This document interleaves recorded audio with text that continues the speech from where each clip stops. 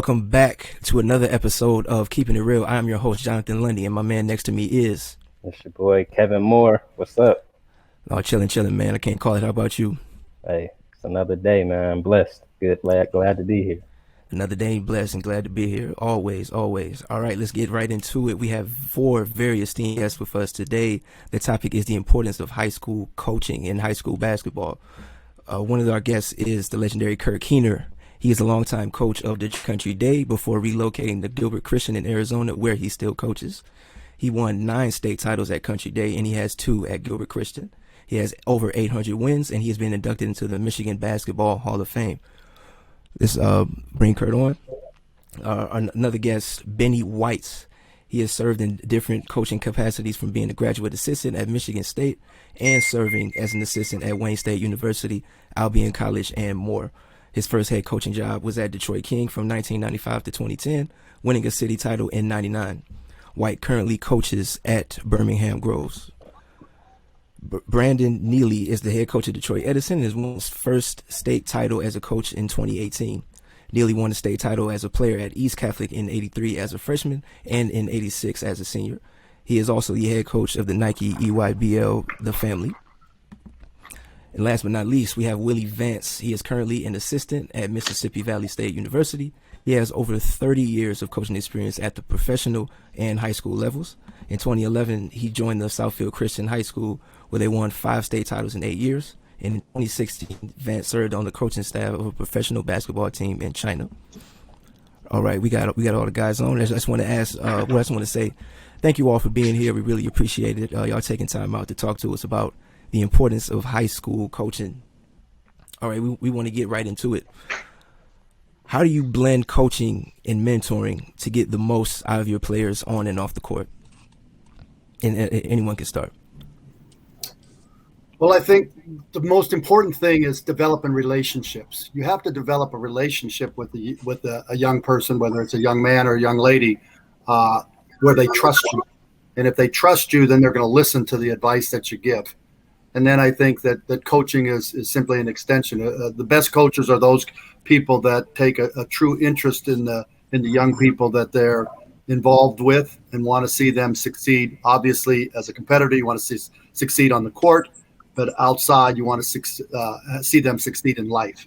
And I think there's no better place to do that than at the high school level. They're still very much moldable.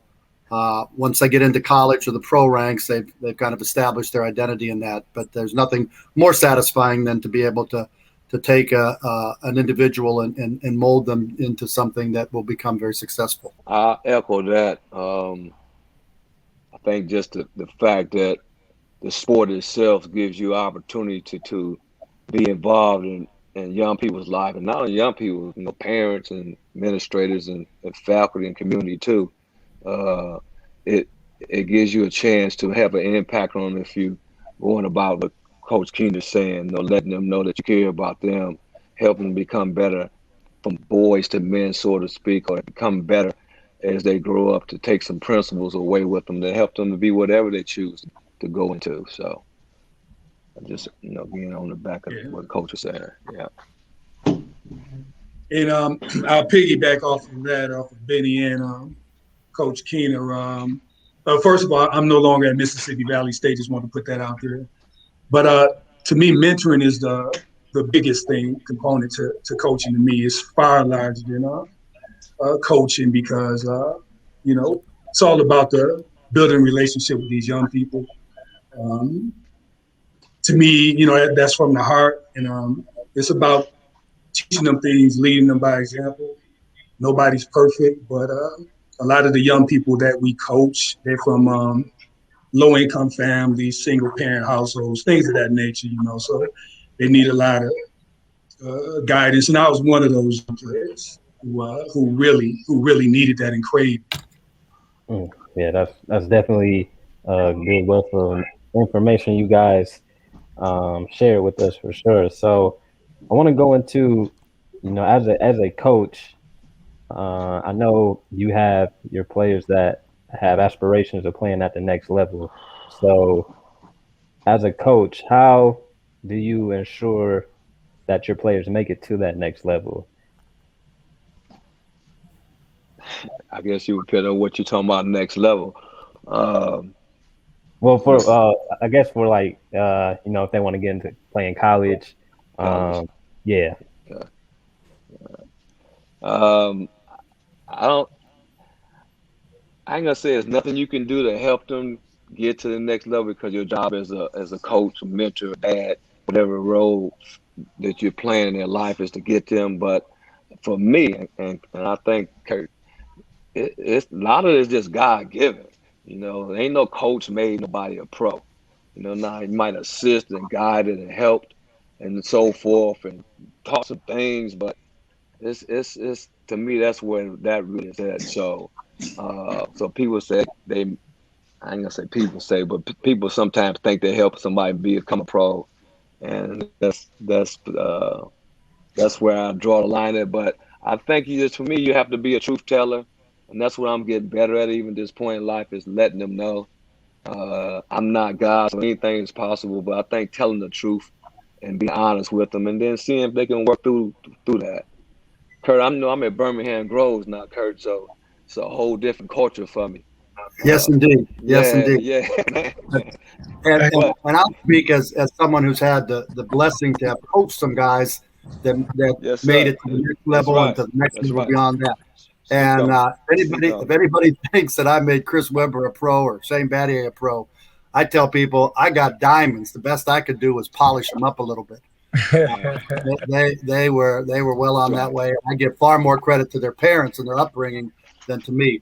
But to answer your question, Kevin, I think one of the things that I try to do over the years, and I coached a lot of great young people, was to emphasize to not put all their eggs in one basket. I know that's kind of a cliche, but if you're all you're focused on is that sport, whether it's football or basketball or baseball or whatever, and for whatever reason, it could be you're not good enough, it could be you get hurt, it could be any number of reasons that bubble gets burst or that dream doesn't come through. You've got to have a backup plan. And I've always emphasized that being successful on the basketball court and being successful in the classroom are not mutually exclusive. That the same focus and attention that you need to be successful in sports, because you have to learn the game, you have to learn the skill set, you have to learn the strategy. Well, that's not a whole lot different than learning algebra or history or biology. So if you have a mind that can learn to be successful in athletics, you certainly have a mind that can be successful in the classroom. And then, of course, again, I was blessed to be in a college prep environment at Detroit Country Day. So the parents sent their kids there to prepare them for college. Now, my role was to help if they were good enough to play college basketball to prepare them for that. But more importantly, it was that they believed, and their parents, wanted them to believe that they were going to go to college and be successful in that realm, as well as sports. So getting them to understand that you're not going to play sports 24 hours a day. So there's time to put your focus and energy in athletics, and then there's a time to put your focus and energy in the books, and then you always have your backup plan just in case the sports thing does not work out. Yeah. And Kevin and Jonathan, I'm going to come from a slightly different angle. The first thing I tell players when they're trying to, they talk about going to that next level is I give them a hard reality check. And it's not to burst their bubble. It's basically let them know how difficult that path is. Because I don't know who's going to make pro. I don't even know who knows. Only God knows at that time. So all I can do is be an instrument. First thing I do is let them know the odds of making it and how difficult it is. And are you willing to count the costs and pay that? Okay, Kurt, you brought up a good point about what goes on in the classroom too. That leads me to my next question. In media, we hear the word culture or whatnot. It sounds like a buzzword. Do people really believe in it? I want to ask, how do you build a successful culture, and what goes into it, so you get a product on the court or field and off of it? Well, Well, I think it all starts with your own philosophy. You have to have a philosophy of what you're doing, because your philosophy is what's going to dictate all your actions from that. And so if your philosophy is that you're building and developing young people, but be it young men or young women, then all of the actions that you're going to take is got to feed into that philosophy. And whether it's discipline, whether it's setting goals, whether it's handling adversity, all of those are things that show up in sports, but they also show up in real life. And so if you've got the right motives, I think over the years I've seen more coaches come and go who they were in it for the wins. They thought, win games and everything else will take care of itself. And I think that's where they fall short. If you're in it to see the growth and development of young people, the maturity of young people, and then all of your actions and what you do on the court is just a very small segment of it. A lot of times it's what you're interacting with them off the court, whether it's in the classroom, in the halls, being there when they run into some adversity, when they have problems in their life, that they can trust that you're going to be there and you're going to give them wisdom. And so mentoring, I think, and Willie kind of touched on that earlier, that mentoring aspect is so crucial.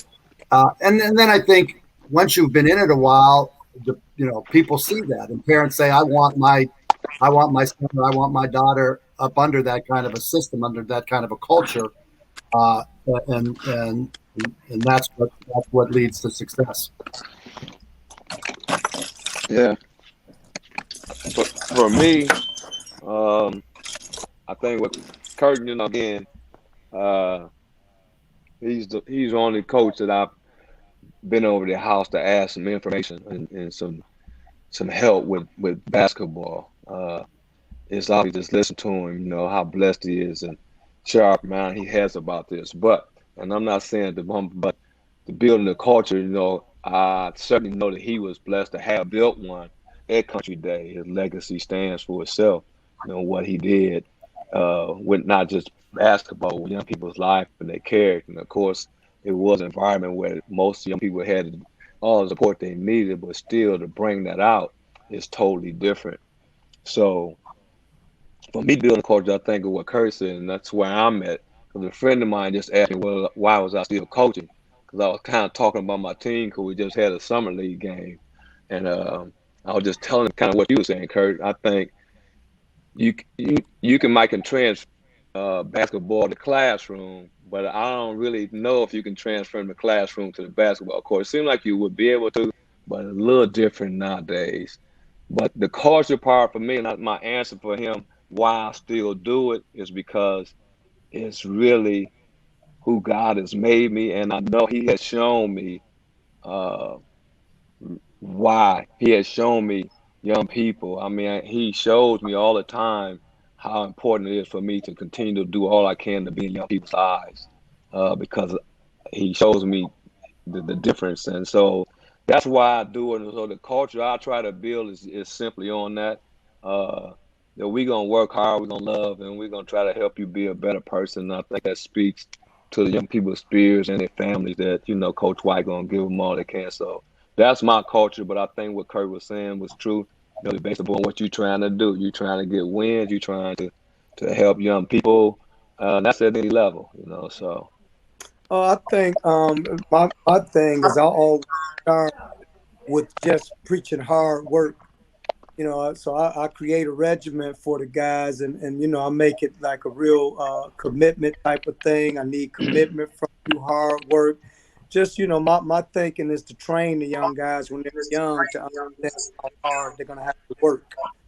And then the other thing is always tapping into that thing about character and how unselfish it means, and how important it is to be an unselfish basketball player, because it's going to take you the same characteristics to be a father and be able to share things with your family and that type of thing. So, I approach it from that standpoint of unselfishness and hard work, and just pretty much build from there. I'm thinking, I think a kid has more confidence in everything he does once he understands how hard he has to work for it. Whether it be in the classroom, and then I also try to sell to the young guys that, man, if you can get out here and run miles and run sprints, then, focusing in the classroom should be a lot easier because it's not intense. It's just about being patient and, trying to figure out how you learn, never be scared to ask questions. So I guess the biggest thing that I'm coming from is just trying to really build the players' work ethic up, and then try to steer that work ethic to other things other than basketball, and show them how it also worked for them in other areas of their life. Yeah, good stuff. Mm-hmm. Yeah. Okay, Coach Vance, you were going to answer. No. That's just. Okay. I already made my comment on it. Okay. Yeah. So I want to kind of go into the direction of. So we have, at the basketball games, we have the people, the fans watching the game, watching you all coach, but they only see you at the basketball game, coaching. They may not know what goes on behind the scenes. So I want to ask you all, what is the responsibility of a coach in the development of a player and also as a person? Well, I mean, I guess I can chime in first. I'll be brief. I think first of all, as a coach, just being a student of the game, you're always studying and learning. Me personally, I get things from different people, from different coaches I've looked up to. One of them, I've been on Kirk, went to the same church. Just different things. I watch how Benny interacts with players. I watch how some of the young coaches interact with Benny. Me and Boe been in the together for some years. So I think the first thing is just different things that you can give to the young people that's going to benefit them in the long run. Because a lot of people don't know. So coaching is like it never stops. You're always learning and digging and finding different ways to teach the young people and to help them to be better people first and better players second. I think a thing that's real important along those lines as well, and it kind of piggybacks on what Bo said earlier, because he talked really about values, but honesty. You have to be honest with kids, and they're very astute of knowing if you're BSing them, and so you start off, being honest. I think behind the scenes, organization is real important. That for the players, they have to develop a skill set, but for coaches, there's a craft to what we do. It starts with the knowledge, and you may have played yourself, and you build on that, and you may have been exposed to coaches, and you kind of glean what's the positive things from the various coaches you had, and what's the negatives, and you try to focus in on those positive things. I'm not sure I ever had an original thought or idea in basketball. Most everything I got from somebody else, and then just put my own little wrinkle into it. Another value that I think is essential is commitment. That you're committed. That you're gonna call practice. You better be there, and you better be ready to go and be ready to start teaching. Because if not, I think a lot of young people, and I certainly was in this. I started off right out of college. I was fortunate to get the job at Country Day the year after I graduated from college. So I thought I knew everything, and I could impact the game and all of that. It's a whole different world doing it from the sideline than doing it when you're out there playing. But you have to work at your craft constantly and not be afraid to admit. I still learn. I still go and listen to coaches speak and see people that are successful. I had the good fortune years ago to compete against what I thought was one of the greatest coaches, Eddie Rachel. And I mean, he kicked my butt 5, 6, 7 years in a row. But each time I learned a little bit more and a little bit more of what it meant to build a successful program. So we talk about culture, building a successful culture to get the most out of players on and off the court or the field. What is the importance of the character of a student athlete? Character is like, that's something you're gonna need for the rest of your life. That's your reputation. With me, it's like character is very important for me. I want people to know that you know I tell people there's a person. If you say I'm humble, you really not humble. A humble person don't say they're humble. Your actions will speak louder than words. But me, I want people to know that I'm a genuine person. What I say, I mean. I respect people. You give respect, you should get it back. You don't always get it back, but your character is like that's like your resume that you wear on your chest. To me, if you got bad character, that's gonna spread like wildfire. A good character, it may not spread, but it's a defense mechanism. It's going to shield off certain things. If you're being true to yourself, other people are going to know. I think when it comes to sports, ego is a lot involved. I've never met a great athlete that didn't have a big ego. That's kind of what's their inner drive. And I've told kids many times, if your character is not good, you're never going to get an opportunity to be out there. If your character is suspect, you're not going to get recruited to play at the next level, or you're not going to get eligible to get into the game, and all the things that you want to get out of sports. I don't know many players that just live for practice. They may enjoy practice, but they want to be there in the limelight. They want to be there when the game's on the line. They want to see their name in the newspaper or highlights on SportsCenter or something like that. And if you don't have good character, you're not going to get those opportunities. And then from that, it's the same thing in life. If you're not trusted, who's going to hire you? If you're not dependable, who wants to marry you? Those type of things. So character is so essential now, from my perspective, that if we, sometimes I'll start with that. I'll see a kid that has character issues, and I don't even think about teaching them to dribble or shoot or anything like that. We got to sit down and have some long, hard conversations about honesty and integrity and character. And those are sometimes really, really difficult, especially if the young person is coming out of a tough environment where they haven't been challenged in that respect. You know what it takes, because we know that it takes good character to be anything healthy in life. You have to have it in any profession, whether you're going to college or working or plant, whatever you do, you have to have good character in order to continue to have a quality life. So we know that. But the question for me, for the young people, is like, where are they developing their character from nowadays? And it's not just in the city where young people might have a tougher time. Again, I'm having an opportunity to be in Birmingham, and it's same thing. Where are you getting your character from? And a lot of these young people, it's the music, it's the people in their life that think they can play. It's all the things that sometimes get them to have I won't say a bad character, but the character is not sometimes real as to who they are, what's important in life, and what they need to do. So I think that's the challenge, because it's hard for our children, as a parent, it's hard for you to trust people like you used to when we were coming up. So you don't even want your children to be around people that maybe could influence and say something to them correctly. But those opportunities are far in between. I think that's why, as coaches, we thankful to be in a position so we can try to pour as much off on them as we can about all those good character things, discipline, integrity, and so on and so forth. So it's hard because they're getting so much, I'll just say, nonsense and garbage from media and everything. And a lot of them just walking around and not really looking at life like it really is, to me. And certainly when it comes to sports, because everybody wants to be a pro, and every parent, for the most part, I say every, but think their child has a chance to be that person that's going to get that scholarship to save me money, or I can be on TV.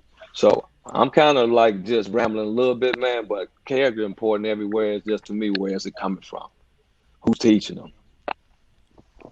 Yeah, I think that's where our responsibility is in a space that people don't really recognize. That's more so the bulk of our job is shaping the character of the kids. You got players, and like Coach Keener said, the better the player, the tougher that ego is going to be, and the more time you're going to have to spend cultivating that kid's character. And of course, it helps if the parents did a great job at home with the kid. But, in most situations where there's character issues, that's not the case.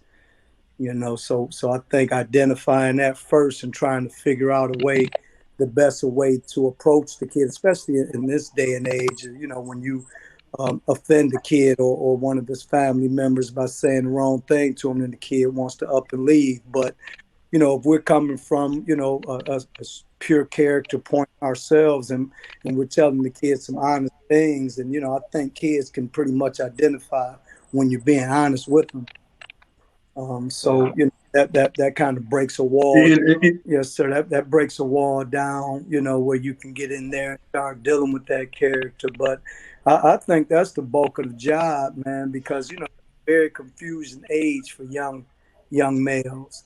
You don't really know who you are, so if you are a great basketball player, then that's the only thing that you can really thrive off of, is the fact that you're just a good basketball player. But what other areas are you strong in? I don't even think the kids recognize those areas, and I think that our job is helping them recognize those areas. Pointing out your strengths, man. You're not just a strong basketball player. You're intelligent. You pick these things up.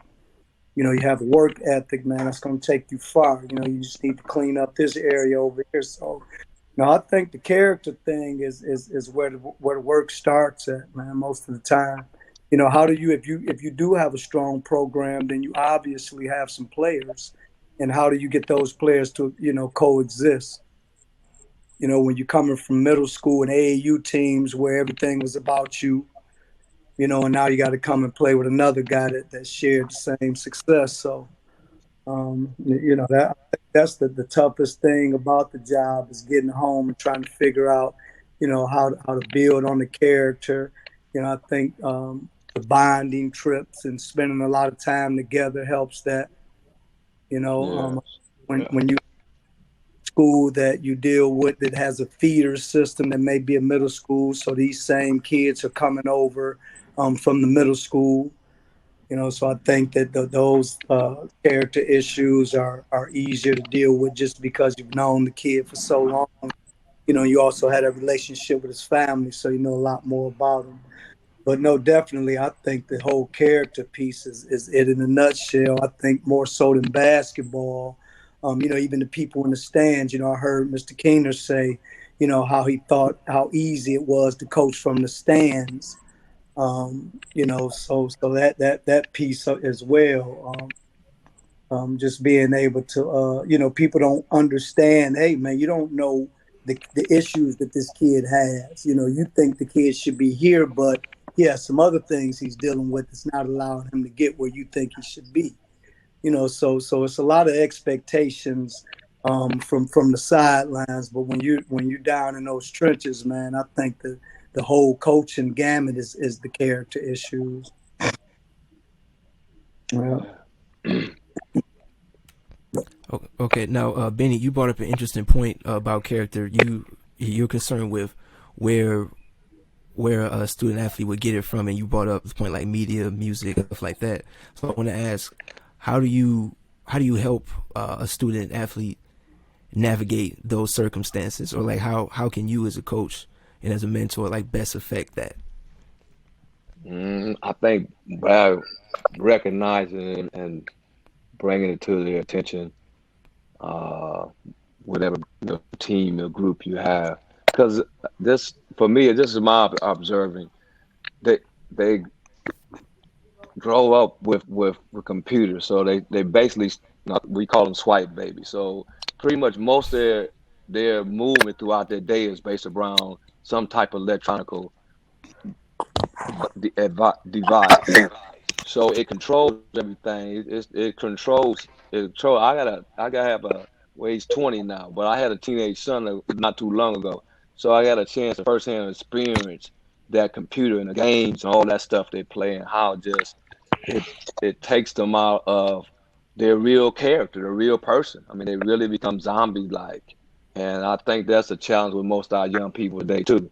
It's headphones, it's nothing connect. Even like talking to a young man on your team, you have to make them turn around, look you in the eye. They turn around and be talking in the back of their heads. I always say that too much. So it's just things that young people, I think, and it ain't their fault. It's just the generation they brought up in. That's where they at, and that's what you have to deal with, trying to bring them out of it. That's for me where I'm at. Just trying to get them to understand the difference between caught up in devices, computer, and technology, and everything in your own world, and try to be more what basketball does for all of us. Teach you how to play a game with each other, for each other, and everything. So that's really for me what I notice and what I've been my focus and concentration has been on lately. Okay. I I think don't know if that answers your question or not, but Oh yeah, it does. It's a great answer. There's no wrong answer, but yeah, I think that for some young people, you have to, again, it goes back to relationships and knowing where they come from and what they've had to overcome. But you have to sometimes, as a coach, create a vision for them, because I've been around kids and I've been in different situations, whether it's suburb, city, whatever. That sometimes just a vision of what they can be and where they can go. Uh, yeah, I remember when I was back at Rosegreen Park Baptist Church, we'd take kids up to a camp up in the woods in northern Michigan, and these kids had never been out their neighborhood. And so when you've got, as a coach, you've got their attention, you've got a limited amount of time that you can impact them. And so for some young people, it's helping them to see beyond the realm of their neighborhood and what they can accomplish in life. And so creating that vision, giving them a sense of accomplishment because they haven't really even thought about that. They just know their immediate family or their relatives or something like that. And I always, I have a kind of pat speech is don't let basketball use you. And when basketball's done, you're done. You use basketball to open up different avenues of your life. And think beyond the immediate surroundings. And if you do that, then whether the sports thing works out or not, you're going to have a vision of where you want to go and how to go about reaching those goals. And then also, I think, speaking like with basketball being used as a tool, basketball it's not used the right way, it can be very deceptive. And I'm quite sure y'all know what I'm talking about. With these young people, it's being able to be an effective communicator to help them. Because, it's like you can just say things to them, you can go on one end and going out the other, right? But if you really help them to understand what you're saying, for example, Benny and Kurt were talking about, and Boe mentioned it too, about these players, the better players having the big egos. And they do. They have huge egos. And that's part of how they compete. They use that as fire to compete. But if you look at some of these top professional athletes, say the ones who get in trouble, whether it's Tiger Woods, throw a couple of names out there, or I forget another player just got caught up in some things. Speaking about the character, as soon as something bad happens, what happens with those sponsors, those endorsements? What happens? They don't have a problem with taking them away. They don't have a problem like when something happens and it gets out there in the media, they'll take that away, and that's because of the person's character. So being able to get young people example like that, so they can really understand how real that is. Just like not being preachy, but just like when it says when Jesus met the Samaritan woman at the well, talking about why asked her to give him some water, and he said, if you ask me, I'd have gave you water you never thirsted again. So he transitioned. He met her where she was, and he transitioned that into talking about eternal life, and that really stuck with her and affected the whole community. No, that's definitely good, for sure. So as we get ready to, round out the show, final question I want to ask, and Kurt, you brought up a really good point by talking about how these players shouldn't let basketball use them, but they should use basketball to create other avenues or opportunities for them down the line. So my question for you all is, what are some invaluable characteristics that students can take away from participating in high school sports? Discipline is one. learning how to lose. Learn that you do. If you got another chance, another day, another practice, I think that's the biggest character. Sometimes the young people need to learn how to fight back, bounce back. I would say a big thing is setting goals, because a kid can set individual goals and the team can set collective goals. But then they have something that they're shooting for. I think another real crucial thing is what I call working collectively. Uh, a lot of kids don't have never had to do anything with somebody else.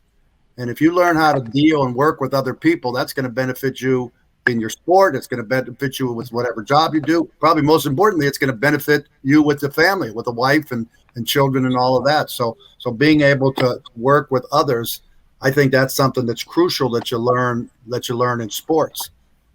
Even if you're in an individual sport like tennis or swimming or something, you still have to work with that coach. You still have to work with somebody that's training you and all of that. And like Benny said, in the world of technology and where kids are, there's not a whole lot of, unless you're online playing games against somebody online, it's mostly you and that